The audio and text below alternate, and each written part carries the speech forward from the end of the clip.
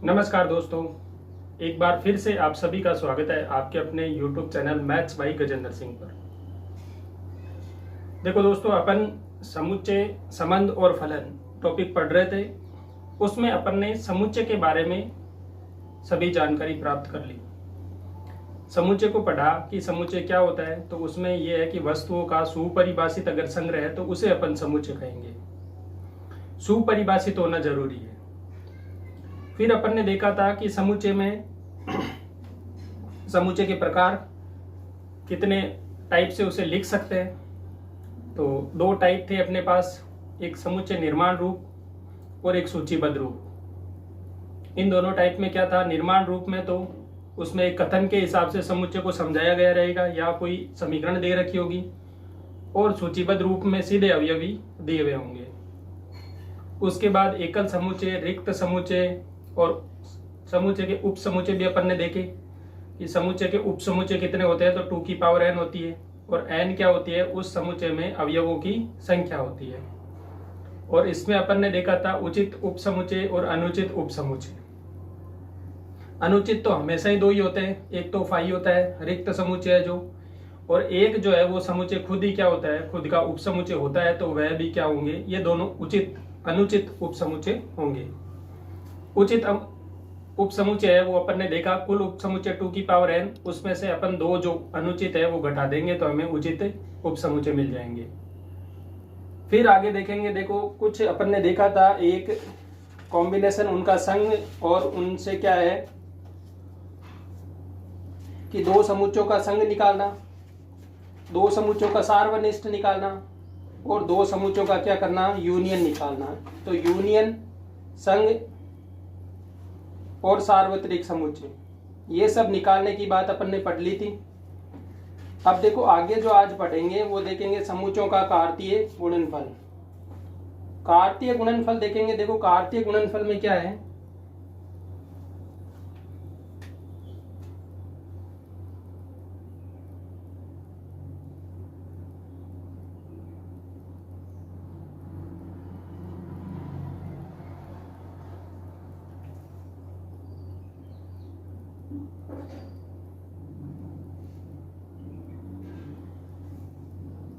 समुच्चयों का कार्तीय गुणनफल।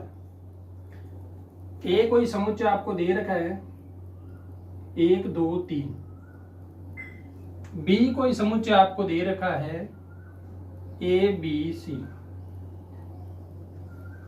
ये कोई ए और बी दो समुच्चय दे रखे हैं। अब यहां से आपसे अगर पूछा जाता है कि ए क्रॉस बी क्या होगा, ए क्रॉस बी। अब देखो ए क्रॉस बी में क्या होंगे, ए के अवयव पहले आएंगे और बी के अवयव बाद में आएंगे। दूसरी बात, ए का प्रत्येक अवयव इससे क्या करेगा, संबंध बनाएगा। इसी प्रकार से ए का जो दूसरा अवयव है वो फिर से इनसे संबंध बनाएगा। और संबंध में क्रॉस दे रखा है, मतलब जो आगे अपने को मिलेंगे वो मिलेंगे, एक का संबंध ए से होगा, फिर एक का संबंध बी से भी होगा, ठीक इसी प्रकार से एक का संबंध सी से होगा। गुणा के अंदर ये देखेंगे, फिर आगे जाएंगे तो 2 मिलेगा वो ए के पास, फिर 2 का संबंध बी से, फिर 2 का संबंध सी से, और इसी प्रकार से 3a 3b और 3c। ये क्या है, इसका समुच्चय ए और समुच्चय बी का कार्तीय गुणनफल है, ए क्रॉस बी है। अगर बी क्रॉस ए की बात हो तो बी क्रॉस ए में देखो पहले कौन आ रहा है, बी आ रहा है, तो बी के अवयव पहले आएंगे। इस बार देखो A1 होगा, A2 होगा, A3 होगा, फिर आगे वैसे ही B1 होगा, B2 होगा और B3 होगा, फिर C1 होगा, C2 होगा और एक C3। ये अवयव जो है B क्रॉस A के अवयव मिलेंगे। तो देखो A क्रॉस B और B क्रॉस A क्या नहीं होंगे, बराबर नहीं होंगे। पहली बात, A क्रॉस B है उसमें A के अवयव पहले होंगे और B के अवयव क्या होंगे, बाद में होंगे। अब जो देखो A क्रॉस B में number of A cross B होगा वो कितने होते हैं, नंबर ऑफ ए इसका गुणा कर दो नंबर ऑफ बी से। जैसे इसमें अवयवों की संख्या देखेंगे, ए क्रॉस बी में कितने अवयव होंगे, तो इन दोनों संख्याओं को क्या करेंगे, गुणा। देखो यहाँ पर 3 है, ये भी 3 संख्याएं हैं, 3 का 3 से गुणा करेंगे तो 9 संख्याएं मिलेगी। जैसे ए क्रॉस बी में 9 संख्याएं हैं। अब देखो यहाँ देख लेते हैं, 1 2 3 4 5 6 7 8 और 9, तो ये भी 9 मिल रही है। सीधा याद रखना है, ए क्रॉस बी में अवयवों की संख्या अगर चाहिए तो ए क्रॉस बी लिखने की जरूरत नहीं है। उन दोनों में जो अवयव है उनका गुणनफल सीधा निकाल लेंगे और उससे क्या होगा, उसमें अवयवों की संख्या जो आपको मिल जाएगी। अब देखो दूसरा एग्जाम्पल देखते हैं। एक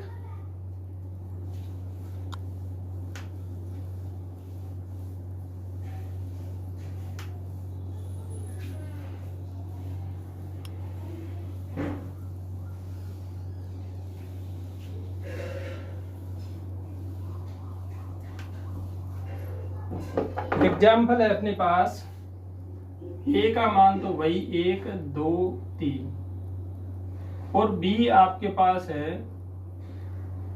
1 और 2, या फिर ऐसे ले लो, एक संख्या कॉमन ले लो दोनों में, 3 और 4। ये है ए और बी। अब ए क्रॉस बी देखेंगे तो क्या मिलेगा,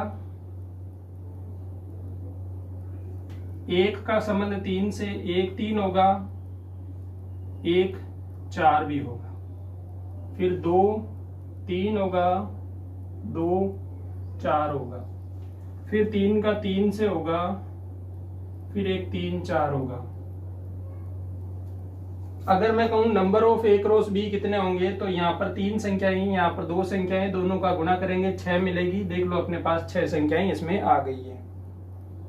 ये क्या हो गया, ए क्रॉस बी आ गया। अब ठीक इसी प्रकार से आप बी क्रॉस ए भी लिख सकते हो। बी क्रॉस ए क्या होगा, पहले बी के अवयव आएंगे, देखो 3 आएगा, पहले 3 1 होगा, फिर 3 2 होगा, फिर 3 3 होगा, फिर इसी प्रकार से वापस 4 1 होगा, 4 2 होगा और 4 3 होगा। ये आ गया बी क्रॉस ए। अगर आपसे ए क्रॉस ए पूछा जाए तो ए का ए से ही गुणा, तो देखो वहां से क्या होगा, 1 का पहले 1 से होगा, फिर 1 का 2 से होगा, फिर 1 का 3 से होगा, फिर 2 के पास जाएंगे तो 2 का 1 से होगा, फिर 2 का 2 से गुणा होगा, फिर 2 का 3 से गुणा होगा, फिर आगे जाएंगे 3 का 1 से गुणा होगा, 3 का 2 से गुणा होगा और 3 का 3 से गुणा होगा। ये क्या होंगे, ए क्रॉस ए। ठीक इसी प्रकार से बी क्रॉस बी भी आप लिख सकते हो। क्या होगा, 3 का गुणा 3 से होगा, 3 का गुणा 4 से होगा, फिर 4 का गुणा 3 से होगा और फिर 4 का गुणा 4 से होगा। ये हो गया क्या, बी क्रॉस बी। तो ए क्रॉस ए निकाल सकते हो, ए क्रॉस बी निकाल सकते हो, बी क्रॉस ए निकाल सकते हो, बी क्रॉस बी निकाल सकते हो। जो पहले दे रखा है उसके अवयव पहले और उनका संबंध सिर्फ आगे गुणा करते हुए चलना है आगे वाले समुच्चय से।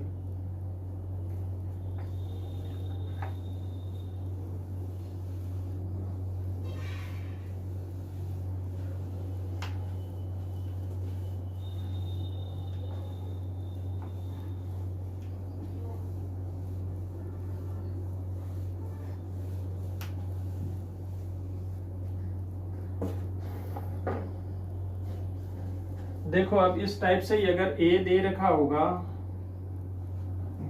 1 और 2,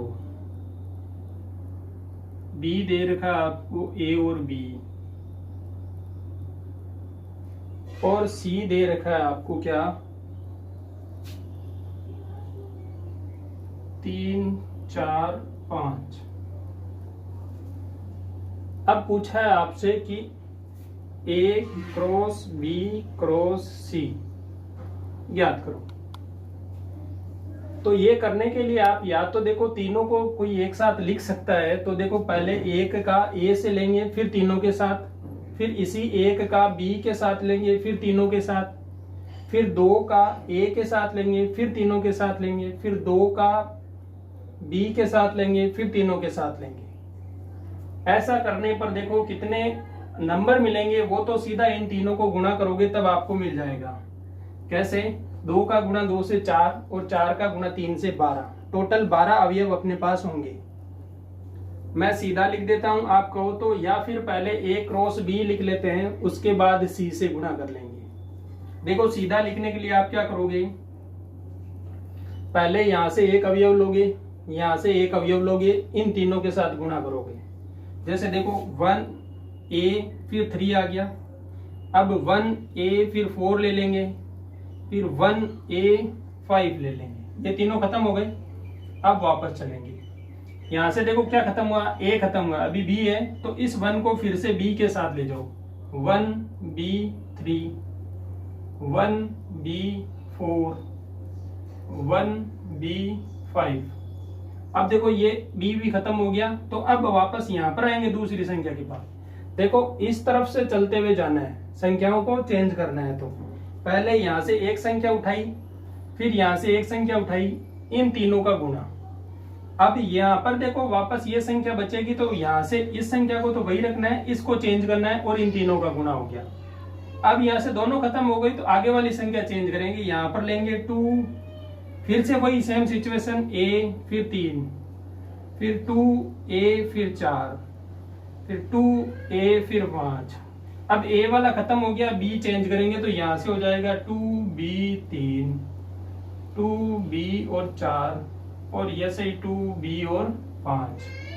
ये सब क्या होंगे, ये a cross b cross c के क्या हो गए, अवयव हो गए।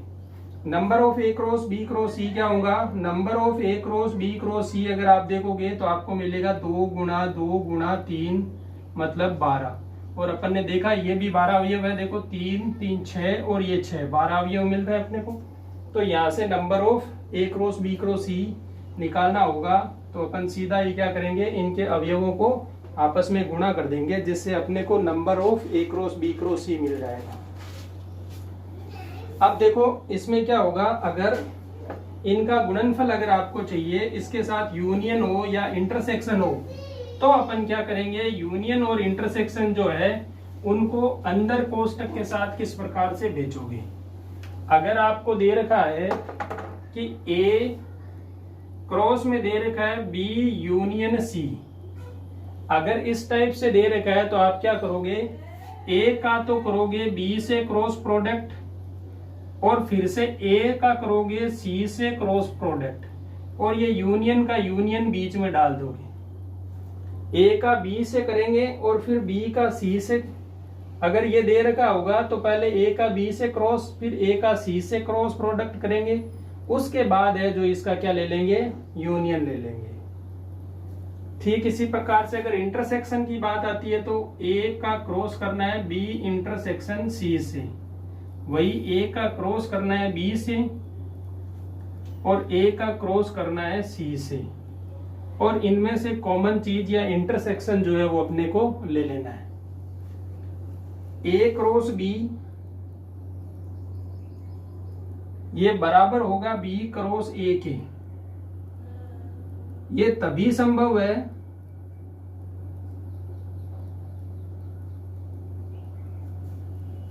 जब क्या हो, a बराबर b हो।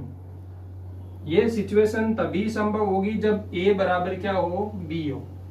a का क्रॉस करना है b माइनस c से, तो भी अपने को ध्यान रखना है a का क्रॉस b से करवा देना है, उसमें से माइनस कर देना है a का क्रॉस c। तो ये क्या मिल जाएगा आपको, a का क्रॉस प्रोडक्ट मिल जाएगा b माइनस c से। और b माइनस c को कैसे पढ़ेंगे, इसमें सिर्फ b के अवयव होंगे, केवल b कह सकते हैं, मतलब b के अवयव में जितने c के अवयव हैं वो सब हटा दो। b के सभी अवयव रहेंगे, उसमें से c में और b में कॉमन है उनको हटा दो, तब आपको क्या मिलेगा, केवल b मिल जाएगा।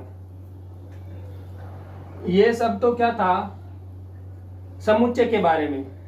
समुच्चय अपन ने पढ़ लिया है, इसके बाद देखेंगे कि इनके मध्य जो संबंध बनता है दो समुच्चों के मध्य कोई एक आपको संबंध दिया रहेगा, जैसे कि ए में किसी समुच्चय के प्रांत से होगा, बी कोई सह प्रांत हो सकता है, या कहा जा सकता है कि x के मान आप लोगे समीकरण में और y के मान आपको मिलेंगे, तो x और y में कोई एक संबंध होगा दिया हुआ।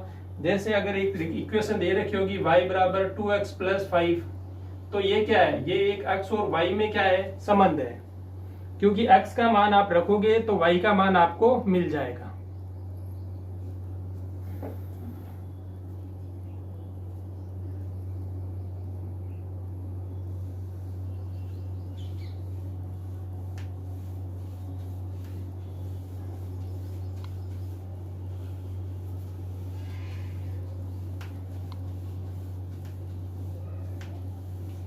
देखो संबंध की परिभाषा जो है वो क्या कहती है,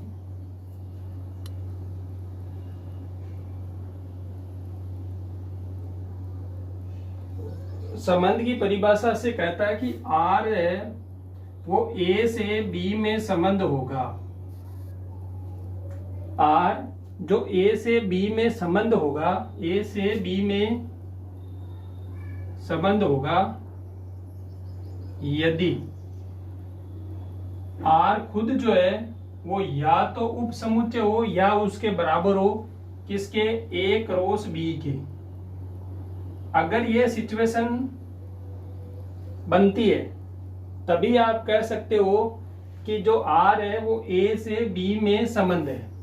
ये A क्रॉस B अपन ने निकालना सीखा था, दो समुच्चों का गुणनफल, और दो समुच्चों के गुणनफल से अगर ये या तो इसका उप समुच्चय हो या इसके बराबर हो, तब आप R को क्या कह सकते हो, A से B में संबंध कह सकते हो।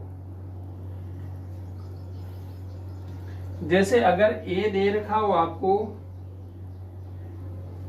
A का मान दे रखा है 1 2 3, B दे रखा है आपको 4 5, ठीक है। जैसे अगर 3 4 अवयव ले रखे हो R2 में, जैसे ऐसा दे रखा होगा आपको कि 1 5, फिर 2 5 और फिर एक 3 5। अगर ऐसा R2 है तो ये भी क्या है, इसका A क्रॉस B का सबसेट है, मतलब R2 भी क्या है, एक A से B में संबंध है। तो यहां से ये निकलेगा कि R1 और R2 जो दोनों हैं वो A से B में संबंध है। लेकिन अगर देखो कोई R3 आपको ऐसा दे रखा है जिसमें 4 3 होगा, तो यह A से देखो ये सबसेट नहीं है A क्रॉस B का। A क्रॉस B में देखो कहीं पर भी 4 3 नहीं है, ये 3 4 है, 3 4 और 4 3 बराबर नहीं होगा, इसलिए ये सबसेट नहीं है, मतलब R3 संबंध नहीं है, A से B में संबंध नहीं है। ये किस में संबंध हो सकता है, ये R3 है वो B से A में संबंध हो सकता है, क्योंकि B से A में संबंध का मतलब ये होगा कि अपने को B क्रॉस A करना, B क्रॉस A करेंगे तो 4 का 3 से कहीं ना कहीं गुणनफल आपको मिलेगा, और वही 4 का 3 से गुणनफल है जो क्या होगा, R3 संबंध दे रखा है। तो R3 है वो B से A में संबंध है, R1 R2 A से B में संबंध है। तो पहले तो अपने को देखना है कि जो दो या दो से अधिक आपको समुच्चय दे रखे हैं उन समुच्चयों का गुणनफल निकालना है। गुणनफल निकालने के बाद आपको संबंध के पास जाना है और देखना है क्या ये संबंध इस गुणनफल का उप समुच्चय है। अगर उप समुच्चय है तो आपको वो क्या होगा, संबंध है वो सही स्थापित हो जाएगा, और उप समुच्चय नहीं है तो वो संबंध नहीं होगा। अब देखो जो संबंध होंगे उनके प्रांत, परिसर और सह प्रांत की बात करेंगे। एक एग्जाम्पल से समझते हैं। ए देखो आपको दे रखा है, ए ले लेते हैं अपन 1 2 3 और 4, और बी ले लेते हैं अपन ABC, A B और C। ये तो अपन ने क्या किया, ABC और ए ले लिया। अब देखो एक संबंध आर जो अपन ले रहे हैं वो संबंध ये है कि 1 का ए से और 3 का बी से। इसमें क्या दे रखा है, संबंध दे रखा है आर जो है वो संबंध है ए से बी में। ए से बी में ही संबंध है क्योंकि ए के अवयव पहले आ रहे हैं और बी के अवयव बाद में आ रहे हैं, तो ये क्या हो गया, ए से बी में संबंध हो गया। अब देखो इसमें प्रांत क्या रहेंगे, प्रांत। अगर प्रांत जिन्हें अपन इंग्लिश में बोलते हैं डोमेन, डोमेन क्या रहेंगे, डोमेन तो ये रहेंगे आपने कौन से मान लिए, तो लिए कौन से, 1 और 3, तो प्रांत तो आपके 1 और 3। अब प्रांत के बाद जो है परिसर आएगा, परिसर।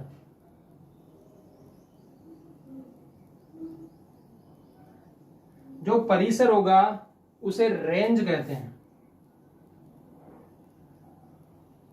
और परिसर में क्या रहेगा, परिसर में रहेगा आपके पास जो मान प्राप्त हुए बाद में। मान कौन से प्राप्त हुए, ए और बी। जैसे आपने 1 लिया, उसका संबंध बी में मिलेगा तो बी में वहां पर ए मिला। जो चीजें मिलेगी वो परिसर है, जो चीजें आप रखोगे वो प्रांत है। आपने कोई समीकरण या कुछ भी था उसमें 1 रखा तो आपको मिलेगा ए, 3 रखने पर आपको मिला बी। रखे मान आपने 1 और 3, मिले आपको ए और बी। तो ये तो हो गए प्रांत और परिसर। लेकिन सह प्रांत जो होगा, सह प्रांत जिसे आप कोडोमेन बोलोगे, सह प्रांत या कोडोमेन जो होगा वो जो अवयव है जिसमें आपने संबंध स्थापित किया है वह होगा। यहां पर जो बी है वो पूरा का पूरा क्या होगा, सह प्रांत होगा। देखो सह प्रांत का मतलब आपने संबंध किसमें स्थापित किया, ए से बी में। बी में मतलब जिस में आपने संबंध स्थापित किया है वह तो होगा सह प्रांत। जो आपने मान रखे वो हो गए प्रांत, जो आपको मान प्राप्त हुए वो हो गए परिसर। कभी कभी ये होगा कि परिसर और जो सह प्रांत है वो बराबर होगा। परिसर और सह प्रांत क्या हो सकते हैं, बराबर हो सकते हैं। ये किस कंडीशन में होंगे, जब आपको मान रखे और जो मान मिले वो सभी के सभी अगर पूरा का पूरा बी मिल जाता है तो क्या होगा, परिसर है वो सह प्रांत हो जाएगा। तो ध्यान रखना है। और प्रांत में ये जरूरी नहीं है कि ए के सभी अवयव होंगे, जितने अवयव आपने रखे हैं वो ही क्या होंगे, प्रांत में आएंगे। अगर आपने सभी अवयव रखे हैं तो प्रांत में सभी अवयव मिल जाएंगे। अब देखो यहां से ए से बी में परिभाषित जो संबंध होंगे उन संबंधों की संख्या कितनी होगी। यहां से देखो ए से बी में परिभाषित संबंध,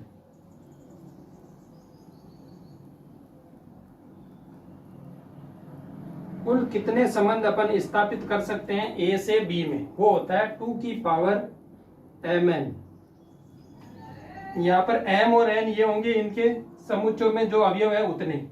तो 2 की पावर यहां पर तो है 4, उसका गुणा कर दो 3 से, मतलब 2 की पावर 12 जो है वो कुल संबंध आप स्थापित कर सकते हो। इसमें 2 की पावर 12 जो है वो आप कुल संबंध स्थापित कर सकते हो।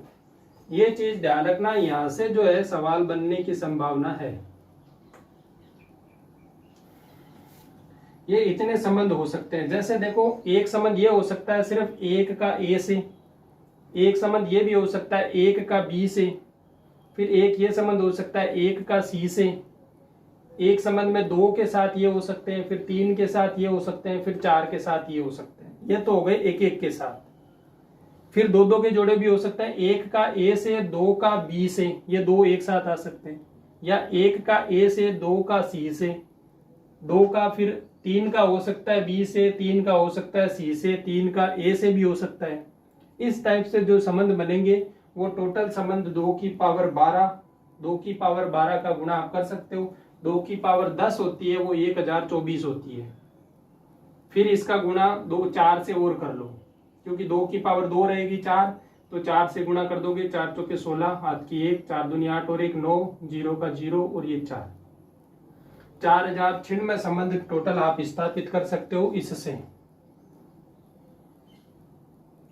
तो संबंध निकालने के लिए तो आपको मिलेगा नहीं टाइम, इतने संबंध आप नहीं निकाल सकते, लेकिन ये अगर आपको पता है कि इसका मान है वो 2 की पावर mn होता है, तो यहां से संख्या का मान आप आसानी से निकाल सकते हो।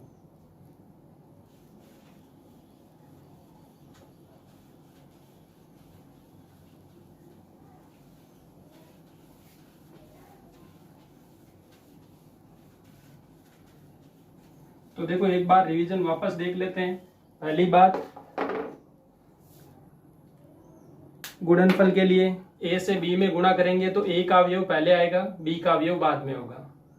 फिर संबंध स्थापित करेंगे तो संबंध में देखो a से b में संबंध तभी होगा जब कोई संबंध आपको दे रखा है वो a क्रॉस b का या तो उपसमुच्चय हो या उसके बराबर हो जाए, तो वो संबंध स्थापित हो जाएगा। अगर संबंध स्थापित हो जाता है तो अपने को देखो प्रांत, सह प्रांत और परिसर देखना होता है। प्रांत का मतलब होता है आपके हाथ में है, आप कौन सी संख्याएं रखते हो, जो संख्याएं आप रख सकते हो वो संख्याएं प्रांत में आ जाती है। परिसर में ये होगा कि जो संख्याएं आपने रखने के बाद जो आपको फाइनली उत्तर मिलता है या प्रोडक्ट मिलता है वो परिसर हो जाएगा। और सह प्रांत का मतलब है कि परिसर की एक रेंज आपको मिलेगी कि इस रेंज के अंदर ही आपके अवयव है वो परिसर के होंगे, तो वो क्या हो जाएगा, परिसर हो जाएगा। देखो कभी कभार है वो परिसर है वो सह प्रांत के बराबर होगा, तो वो क्या हो जाएगा, पूरा का पूरा b जो है, b का मान सह प्रांत में अगर मिलता है आपको तो वो क्या होगा, परिसर के बराबर हो जाएगा। आगे की क्लास में अपन देखेंगे कि संबंध के बारे में जो और सवाल बनते हैं या और जो इनकी थ्योरी है उन थ्योरी पर चर्चा करेंगे। अगर आप अभी तक हमारे चैनल को सब्सक्राइब नहीं किया है तो चैनल को सब्सक्राइब कर लो, अपने दोस्तों के साथ वीडियो को जरूर शेयर कर दो। धन्यवाद।